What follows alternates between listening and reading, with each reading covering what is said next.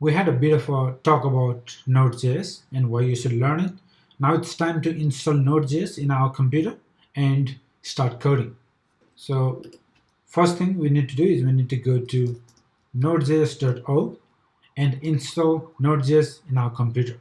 I'm on Mac, so automatically it shows the download option for Mac, but if you are on Windows, you will get the same options as well. So let's click here to download, and let's save somewhere here on the desktop.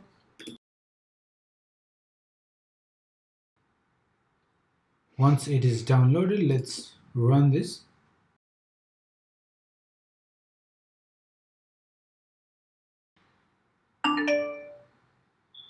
Okay, so the Node.js is installed in our computer. Great.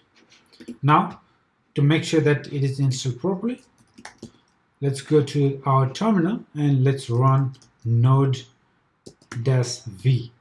to check the current version. And you see, I'm currently using the version 10. Okay, great.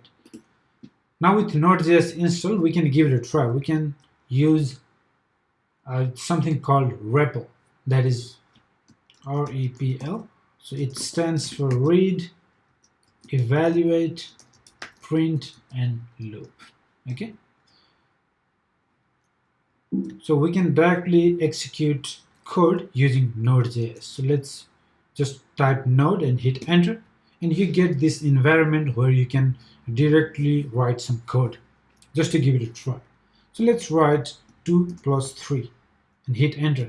As you can see, it calculates and gives us the sum. Great.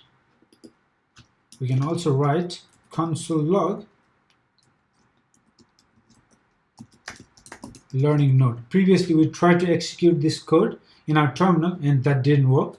But now that we are inside this node REPL, we should be able to execute this one. Hit enter, and you see it prints the logged message.